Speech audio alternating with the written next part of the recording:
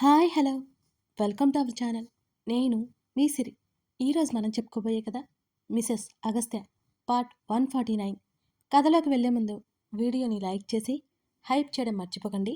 ఇక వెళ్ళిపోదాం. రైలింగ్కి రెండు చేతులు ఆనించి నిలబడి దీర్ఘాలోచనలో ఉన్న అతన్ని వెనక నుంచి హత్తుకుంది శ్రీద. ఇహలోకంలోకి వచ్చిన అతను ఆమె చేతుల మీద సున్నితంగా చెయ్యేసి మరొక చెయ్యి ఆమె చుట్టూ వేశాడు. కొన్ని క్షణాలకు విడిపించుకొని అతను ముందరకొచ్చింది. అలాగే అక్కడ బాల్కనీలో ఆమె ఎక్కువసేపు ఉండడం అతనికి కరెక్ట్ అనిపించలేదు. ఆమెను దగ్గరికి తీసుకుని లోపలికి వచ్చి డోర్ లాక్ చేశాడు. నేను వచ్చినా సరే నువ్వు నాతో ఉండట్లేదు, ఆమె కంప్లైంట్ చేసింది. కొన్ని పనులు సెనోరిటా, అయిపోయాక మనం ప్రశాంతంగా వెళ్ళిపోతాం, ఆమె చెంప మీద చేయి వేసి చెప్పి బాల్కనీ డోర్ క్లోజ్ చేసి డేవిడ్కి కాల్ చేశాడు. అతను ఎవరితోనో ఫోన్ మాట్లాడడం చూసి అలిగి కూర్చుంది శ్రీద. సెక్యూరిటీ పెంచమని డేవిడ్కి చెప్పాడు. జేమ్స్ కూడా అక్కడికి వచ్చేశాడు తిరిగి. శ్రీద వచ్చింది తెలియగానే సంతోషం అంతా ఇంతా కాదు జేమ్స్దైతే. అతను ఆ ఫ్లోర్లోనే ఎవరికి ఏమానం రాకుండా తన యజమానికి కాపలా ఉంటున్నాడు. ఆ విషయం అగస్త్యకి కూడా తెలియదు, అతను తెలియనివ్వలేదు అంతే. మనోహర్ గురించి డేవిడ్తో మాట్లాడి కాల్ కట్ చేసి వెనక్కి తిరిగిన తనకి శ్రీద బెడ్ మీద పద్మాసనం వేసుకుని కూర్చుని అతని వైపు చూస్తూ కనిపించింది. చిన్నగా నవ్వుకుంటూ ఆమె దగ్గరగా వచ్చాడు. అతని ఎదురుగా రాగానే అలిగినట్టు మొహం తిప్పుకుంది శ్రీద. త్వరగా ఇక్కడి నుంచి వెళ్ళిపోతే బావుండనిపిస్తోంది ఆమెకు. ఆమె మనోహర్లో వచ్చిన మార్పు గమనించింది. ఇంకేం దిగులు ఉండదని ఆమె ఫీలింగ్. కానీ అగస్త్య అది నమ్మట్లేదుగా. వాళ్ళు వదలరు. రేపు మళ్ళీ తన కూతురంటూ రావడం అతనికి ఇష్టం లేదు. ఇప్పుడే క్లియర్ చేసుకోవాలి అంతే. అదే అతని ఆలోచన. మనోహర్ అంత ఈజీగా చిక్కుతాడని అగస్త్య అసలు ఎక్స్పెక్ట్ చేయలేదు. అతని చుట్టూ ఎప్పుడు 50 మంది సెక్యూరిటీ ఉంటుంది. శ్రీద కోసం, కేవలం అంటే శ్రీద కోసం అతను ఇద్దరితోనే వచ్చాడు. తెలిసినా తెలియక చేసినా, ఇక్కడికి వచ్చేలా చేసినా చాలా ఉపయోగపడే పని చేసింది శ్రీద. ఆమె మొహం తన వైపుకు తిప్పుకొని కళ్ళెగరేశాడు ఆమె కళ్ళల్లోకి చూస్తూ అగస్త్య. ఇప్పుడే వచ్చారేంటి తమరు? ఇంకో గంట మాట్లాడేసి రావచ్చు కదా. అసలు నీ వైఫ్ ఎవరు? నేనా, జేమ్సా, డేవిడా? అడిగింది వెటకారంగా. మెంటల్ అంటూ ఆమె తల మీద ఒకటి పొడిచి ఆమె చేతిని పట్టుకుని మీదకి లాక్కున్నాడు. నేను వచ్చి 2 డేస్ అవుతుంటే నువ్వు నాతో టైం స్పెండ్ చేసింది ఏం కనిపించడం లేదు నాకు. వాళ్ళతో మాట్లాడమే సరిపోతుంది, అదే నాకు వినిపిస్తోంది. మూతి తిప్పింది శ్రీద. ఇడియట్, చెప్పాను కదా నాకు కొసరు మిగిలించిన ఇష్టం లేదని. వెకేషన్కి వచ్చా అనుకో అని కసిరాడు అగస్త్య. అతని గడ్డం మీద కొరికేసింది శ్రీద. కిడిష్ బిహేవియర్ పోలేదు అసలు నీకు అంటూ మరింతగా అతని కౌగిలిలో బిగించాడు. ఆ రోజు ఆఫీస్ నుంచి ఇంటికి వచ్చేసరికి బాగా ఆలస్యమైపోయింది రామ్కి. సరాసరి ఇంటికొచ్చేశాడు. ఇల్లంతా దుమ్ము పట్టి ఉంది. వారం రోజులకి కళ ఎంత శుభ్రంగా ఉంచేది ఇంటిని. చేతనైనంత వరకు శుభ్రం చేసుకుని గబగబా ఫ్రెష్ అయ్యాడు. మళ్ళీ హాస్పిటల్కి బయలుదేరిపోయాడు రామ్. వారం రోజుల నుంచి హాస్పిటల్ బెడ్ మీద ఉన్న ఆమె శరీరం రోజు రోజుకి కుషించుకుపోసాగింది. సార్, మిమ్మల్ని డాక్టర్ గారు రమ్మంటున్నారు, డ్యూటీ నర్స్ చెప్పడంతో డాక్టర్ రూమ్కి వెళ్ళాడు. ఆయనకి ఎదురుగా కూర్చున్నాడు. ఎందుకో ఏదో చెప్పడానికి ఆలోచిస్తున్నట్టు ఉన్న ఆ డాక్టర్ని చూశాడు రామ్. మిస్టర్ రామ్. అప్పుడే అతనికి తెలిసిన వార్త విని అతను కృంగిపోయాడు. డాక్టర్ అని అన్నాడు. తనకి మిస్ క్యారేజ్ అయిపోయింది. వీక్గా ఉంది కదా. బేబీ అడ్జస్ట్ అవ్వలేకపోయింది. వారం రోజుల నుంచి ఫుడ్ లేదు. మెడిసిన్తోనే జరుగుతోంది కదా. 2 డేస్ నుంచి జ్యూసులు ఇస్తున్నాం తనకి. అయినా మేము బేబీని సేవ్ చేయలేకపోయాము అని అన్నాడు ఆ డాక్టర్ భారంగా. రామ్ గొంతు పట్టేసినట్టే అయింది. అతను బొమ్మలా లేచి నిలబడ్డాడు. నడుచుకుంటూ బయటికి వచ్చేశాడు రామ్ అక్కడి నుంచి. హాస్పిటల్ కారిడార్లో జనం అంతా తగ్గిపోయారు. అతను ఎటు వెళుతున్నాడో అతనికి కూడా తెలియట్లేదు. నడిచాడు, నడిచాడు, నడిచాడు, నడుస్తూనే ఉన్నాడు. నిర్మానుష్యమైన ప్రదేశానికి వచ్చేశాడు. నలువైపులా చీకటి, జనసంచారమే లేదక్కడ. అచ్చు అతని మనసులాగే. రోడ్డు మీదే మోకాల మీద కూలబడిపోయాడు రామ్. ముఖం కిందకి దించేశాడు.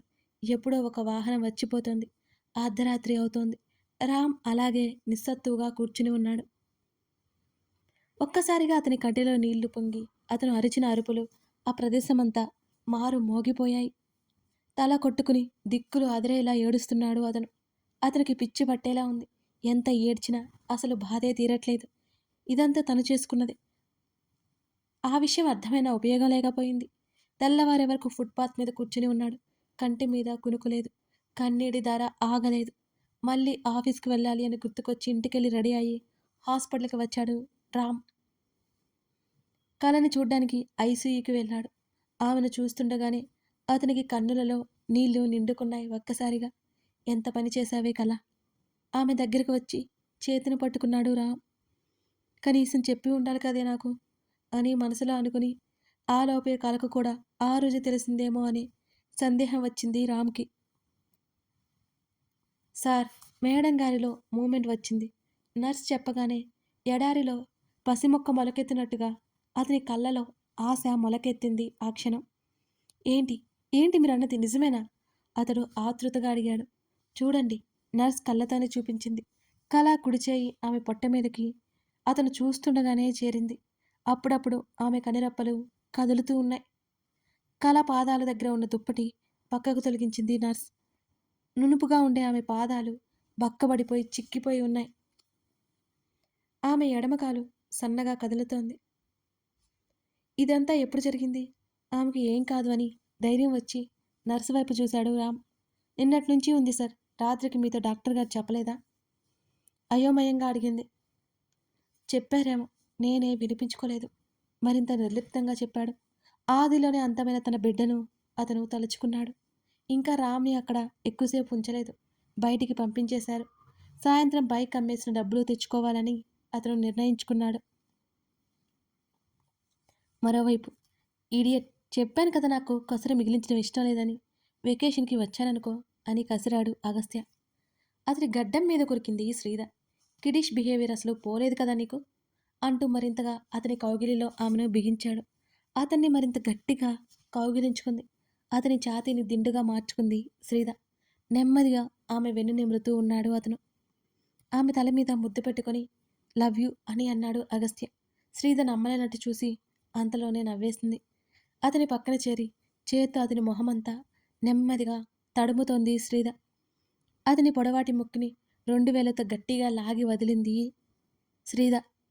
ముందుకు వంగి అతని ముక్కు మీద ముద్దు పెట్టుకుంది. ఆపై అతని చెంపలపై పెదవులు తాకించింది. ఆమె స్పర్శని ఇష్టంగా ఫీల్ అవుతూ ఇంకేం చేయబోతుందా అన్నట్టు కళ్ళు మూసుకుని ఉన్నాడు. ఆమె పెదవులు అతని పెదవులను స్పృశించే సమయంలో అగస్త్య ఫోన్ మోగడంతో తల తిప్పి చూసింది. చెయ్యి చాచి మొబైల్ అందుకుని చూడగా తన తండ్రి నుంచి వీడియో కాల్ వస్తోంది. అంటే ఖచ్చితంగా తన కూతురే. కళ్ళు తెరవబోతున్న అగస్త్య పెదవులను అందుకుని వదిలింది శ్రీధ. ఆమెను దగ్గరికి లాక్కుని కూడా ఆమె కాల్ లిఫ్ట్ చేయడంతో కష్టంగా వదిలాడు అగస్త్య దూరం జరిగి. అతని వైపు చూసి కన్నెగీటి ఫోన్ స్క్రీన్ వైపు తిప్పుకుంది. ఇడియట్, అతని పెదవుల కదలికలను బట్టి అతను అన్నాడని అర్థం చేసుకుంది. నవ్వుకొని మరి అతని వైపు కూడా స్క్రీన్ కనిపించేలా పెట్టింది. మమ్మ, అవంతి అరుపుకి ఆతృతగా చూసింది శ్రీధ. ఇప్పుడు కాల్ చేసావేంటి? ఇంకా పడుకోలేదా? 11 అవుతుంటే అడిగాడు అగస్త్య. డాడా, నాకు బాబీ కావాలి ఆక్కుంటా అంటున్న మాటలకు అటు చందన, ఆనంద్ చిన్నగా నవ్వుకుంటూ చూశారు. నీకు బార్బీ డాల్ కావాలా? అదేనా అన్నట్టు అడిగాడు అగస్త్య.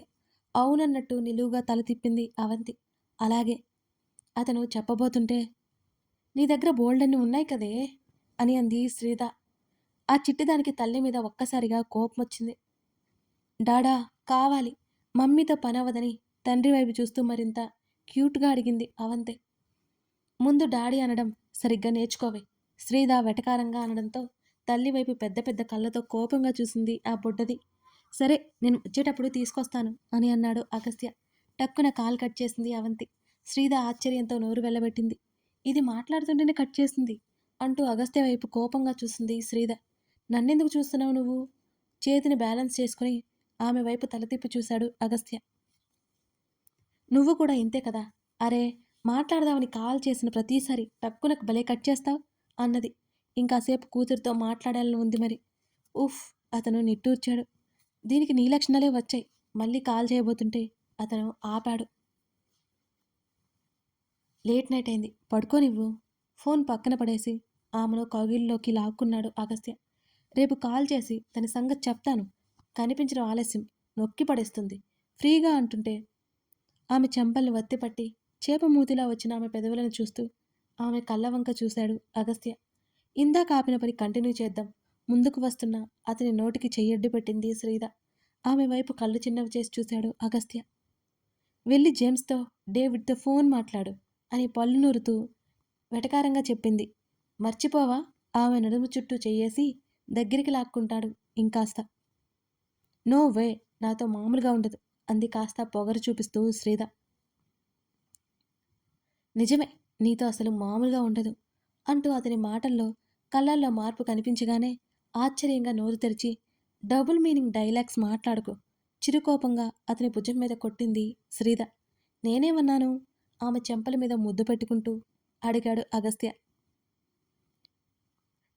అనాల్సినవన్నీ అని ఏమన్నాను అట. పాపం, ఏం తెలీదు మరి. అతని వైపు ఓరగా చూస్తూ చెప్పింది శ్రీద.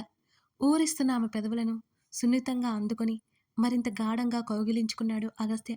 ఆమె అన్నీ చింతలు పక్కన పెట్టి అతని జుట్టులోకి చేతులు పొనిచ్చి అతనిస్తున్న మధురమైన ముద్దును ఫీల్ అవుతూ కళ్ళు మూసేసుకుంది శ్రీద. అతని పెదవుల ప్రయాణం అసలు ఆగలేదు. అతనికి ఎంతో ఇష్టమైన ఆమె హృదయంలో తలదాచుకున్నాడు. అతని తలను మరింతగా తనలో పొదువుకుంది శ్రీద. అతని బట్టల్లో మునిగిపోయి ఉన్న ఆమె సరికొత్తగా మరింత అందంగా కనబడుతోంది అతని కళ్ళకి. ఆదరాలతో మొదలైన యుద్ధం హద్దులు చెరిపేసి ఎన్నో రోజుల విరహాన్ని తగ్గించసాగింది. ఇద్దరిలో ప్రేమతో పాటు ఇంకొన్ని భావాలు మరి కాస్త ఎక్కువైపోయాయి. ఎర్లీ మార్నింగ్ 4కి మెలకువ వచ్చింది శ్రీదకి. పక్కన వెతుక్కున్న అగస్త్య కనిపించలేదు ఆమెకి. అతను టీషర్ట్ తగిలించుకుని మూసి ఉన్న ఆ రూమ్ను ఒకసారి చూస్తూ అతనికి కాల్ చేసింది. అతను కాల్ లిఫ్ట్ చేయలేదు. ఆవలించుకుంటూ ఒకసారి లేచి విండో దగ్గరికి వచ్చింది శ్రీద. కాసేపు ఆమె అక్కడ నిలబడగానే కాల్ వచ్చింది శ్రీదకి. చెప్పు సెనోరిటా, ఎక్కడికి వెళ్ళిపోయావు అని అడిగింది శ్రీద. నీ బాబు కాని బాబు దగ్గరికి వచ్చానులే. 1 అవర్లో తిరిగి వస్తాను. హాయిగా రెస్ట్ తీసుకో. ఏమైనా అవసరమైతే జేమ్స్కి కాల్ చేయి, అక్కడే ఉన్నాడు, బయటికి రావద్దు అతను మరీ చెప్పాడు ఆమెకి. సరే అని చెప్పింది శ్రీద. అతను కాల్ కట్ చేయగానే బాల్కనీలోకి వచ్చింది శ్రీద. బయటికెళ్ళొద్దు అన్నాడు కదా, కనీసం ఇక్కడైనా కూర్చోవాలి. ఇన్ని జరిగాక అసలు నిద్ర పట్టట్లేదు తనకి. అది అతను పక్కన లేకుండా తనకు ప్రశాంతంగా ఇంకెలా ఉంటుంది? మళ్ళీ జేమ్స్ నుంచి కాల్ వస్తుంటే లిఫ్ట్ చేసింది శ్రీద. మేడం, బాల్కనీ నుంచి లోపలికి వెళ్ళండి మేడం. జేమ్స్ మాటలకి ఆమె గాఢంగా నిట్టూర్చి కాసేపు కూర్చుని వెళ్ళిపోతానులే అని చెప్పింది. లేదు మేడం, సేఫ్ కాదు, ప్లీజ్ మేడం వెళ్ళండి అతను మరీ చెప్పడంతో ఇక లోపలికి వచ్చేసి డోర్ లాక్ చేసుకుంది శ్రీద. Coffee పంపించమంటారా madam? వద్దు అని కాల్ కట్ చేసింది. అలాగే ఆలోచిస్తూ బెడ్ రెస్ట్కి ఆనుకుని ఆమె కూర్చుంది. అప్పుడప్పుడు అనిపిస్తుంటుంది, అదంతా కలయేమో అనిపిస్తుంది. తను మనోహర్ కూతురు అనడం ఏంటి, తనను కిడ్నాప్ చేయడం ఏంటి, తన చిన్నప్పటి ఫోటోలు అక్కడ ఉండడం ఏంటి, ఆమెకు అసలు అర్థం కాని విషయం. మనోహర్ చాలా సీరియస్గా కూర్చుని ఉన్నాడు. అతనికి ఎదురుగానే అంతే నిర్లక్ష్యంగా కూర్చుని ఉన్నాడు అగస్త్య. నా కూతుర్ని కంటతడి పెట్టించినందుకు ఇప్పటికిప్పుడే నిన్ను చంపేయాలి అనిపిస్తుంది. నా భార్య వల్ల నువ్వు బ్రతికిపోయావు అంటూ మనోహర్ని చూశాడు సీరియస్గా అగస్త్య. నీ భార్య కంటే ముందు నా కూతురు, ఆవేశంగా అన్నాడు మనోహర్. తన లైఫ్లో ఇలాంటిది ఎప్పుడూ జరగలేదు. ఓ 30 ఏళ్ల కుర్రాడు తన్ని కిడ్నాప్ చేయడం ఏంటి? తన్ని కిడ్నాప్ చేసిన సంగతి శశికి తెలుసా? వెళ్ళిపోయిన తర్వాత ఒక్కసారి కూడా తన్ని కలవాలి అనుకోలేదా? అగస్త్య చిట్టక వేయగానే ఆలోచిస్తున్న మనోహర్ అతని వైపు తల తిప్పి చూశాడు. ఏంటి తెగ చించుతున్నావు? నీ కూతురు అనడానికి ప్రూఫ్ ఏంటి? కళ్ళెగరేశాడు అగస్త్య. డిఎన్ఏ. వాట్? అగస్త్య ఆశ్చర్యంగా అడిగాడు. ఎస్, డిఎన్ఏ టెస్ట్ చేయించాను. నా కూతురని ప్రూవ్ అయింది. ఇవాల్టిలాగా నీలాంటోడు వచ్చి నా కూతురిని నాకు దూరంగా చేస్తాడని డిఎన్ఏ టెస్ట్ చేయించి రిజల్ట్స్ నా దగ్గర పెట్టుకున్నా. కోర్టుకైనా వెళ్ళడానికి సిద్ధంగా ఉన్నాను. అయినా అంత అవసరం లేదు. నా కూతురిని నాకు దూరం చేసిన వాళ్ళని వదిలిపెట్టను అని అన్నాడు కసిగా. ఛ, నీకే దిక్కులేదు కానీ వదిలిపెట్టడట. అసలు నువ్వు నా నుంచి ఎలా తప్పించుకోవాలి అనుకుంటున్నావు? అసలు నువ్వు ముంబైలో ఉన్నావా లేదా ఇంకెక్కడైనా ఉన్నావో తెలుస్తుందా? అగస్త్య సన్నగా నవ్వాడు. వాళ్ళ తెలుగు సంభాషణ అర్థమయ్యి కానట్టు ఉండడంతో డేవిడ్ ఓవైపు కూర్చొని చూస్తున్నాడు. నువ్వు ఎంతో కాలం నన్ను దాయలేవు. నా వాళ్ళు నన్ను పట్టుకొని కనిపెట్టేస్తారు అన్నాడు గొప్పగా. ఎవడు? ఆ బుద్ధిలేనివాడేనా? అదే నీ మేనల్లుడు. అగస్త్య మాటలకి మనోహర్కి ఒక్కసారిగా కోపం చప్పున పొంగింది. ఆవేశంగా ముందుకు రావడంతో అతని వెనుక ఉన్న మనుషులు మనోహర్కి గన్ గురిపెట్టారు. అక్కడే ఆగిపోయాడు మనోహర్. వాడికంత సీన్ ఉందని నువ్వు అనుకుంటున్నావా అని దవడ కండరాలు బిగించి చిరాగ్గా చూశాడు. చూస్తూ ఉండు, సూరజ్ మీద నమ్మకంతో అన్నాడు పొగరుగా. చూస్తూ ఉంటాను, నువ్వు ఇక్కడే ఉంటావు, వాడు అక్కడే తగలడతాడు అని. ఇంకొక విషయం తెలియాలి కదా నీకు అంటూ డేవిడ్ వైపు చూడగా ఏదో ఫైల్ ఇచ్చాడు డేవిడ్. ఆ ఫైల్ మనోహర్ ముందు విసిరేశాడు. శ్రీధ ఆనంద్ కూతురని అందులో క్లియర్గా ఉంది. అంతేకాదు, డిఎన్ఏ మ్యాచ్ అయింది. శ్రీధ పుట్టిన దగ్గర నుంచి వాళ్ళు ఎలా బ్రతికారో ప్రతి ఒక్కటి ఫోటోలతో సహా అందులో ఉన్నాయి. ఇప్పుడు చెప్పు అని అన్నాడు అగస్త్య.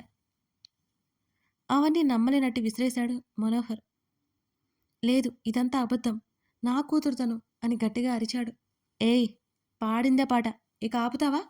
నీ పోలికలు కానీ నీ భార్య పోలికలు కానీ ఉన్నాయా తనలో అని గట్టిగా అరిచి, సరే పోలికలంటే వదిలే, ఎక్కడ చేయించానో చూడు, ఏ హాస్పిటల్లో చేయించానో చూడు అని గట్టిగా చెప్పి, అయినా తను ఆయన కూతురు కాకపోతే ఆనంద్ అంకుల్ ఎందుకంత బాగా చూసుకుంటారు? భార్య పోయిన కూతురు కోసం మరో పెళ్లి చేసుకోకుండా ఇన్ని సంవత్సరాలు ఎందుకు ఆగుతారు? ఆయన పేరు మీద ఉన్న ఆస్తులన్నీ శ్రీధ పేరు మీదకి ఎందుకు మార్చేస్తారు? ఇన్ని చెప్తుంటే బుద్ధి లేకుండా నా కూతురు అని ఎగురుతావు అని విసుక్కుని, ఒక పని చెయ్యి, మళ్ళీ డిఎన్ఏ టెస్ట్ చేయించు, ఎవరికీ తెలియకుండా చేయించు, అప్పుడు అర్థమవుతుంది నీకు అని అన్నాడు అగస్త్య. అగస్త్య మాటలు ఆలోచనలో ఉండేసరికి మౌనంగా ఉండిపోయాడు మనోహర్. అగస్త్య పైకి లేచాడు. ఏయ్, నన్ను బయటికి వదలవా అని అడిగాడు మనోహర్. లోపల పెట్టి లాక్ చేస్తే ఎలా ఉంటుందో నీకు కూడా ఐడియా ఉండాలి కదా. ఏం పర్లేదు, 4 రోజులు ఇక్కడే పడుండు, టైంకి ఫుడ్ వస్తుంది అని చెప్పేసి ఆ గదిలో నుంచి బయటికి వచ్చాడు అగస్త్య చక్రవర్తి. మిగతా అందరూ కూడా అక్కడి నుంచి నిష్క్రమించాడు. అక్కడ ఒకే ఒక్కడు ఉండిపోయాడు మనోహర్. తప్పించుకోవడానికి ఛాన్స్ లేదు అసలు అతనికి. నిజంగానే ముంబై దాటించేశాడా? తన్ని స్పృహ తప్పేలా చేసి ఎత్తుకొచ్చేశాడు. అంతలోనే ఆ ముందున్న ఫైల్ మరోసారి తిరగేశాడు. మరి డాక్టర్స్ తన కూతురని ఎందుకు చెప్పారు? అలాగే ఆలోచనల మధ్య నలిగిపోయాడు మనోహర్. శ్రీధ తన కూతురు కాదు అంటే అతను జీర్ణించుకోలేకపోతున్నాడు. కథ కొనసాగుతోంది. కొందరు శ్రీకళ రామ్ గురించి అడుగుతున్నారు. వాళ్ళ స్టోరీ కూడా వస్తుందండి, కాస్త వెయిట్ చేయండి.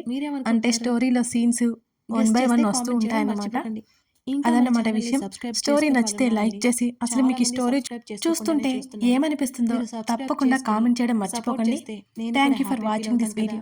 మరో ఎపిసోడ్తో మనం మళ్ళీ కలుద్దాం. Thank you for watching this video.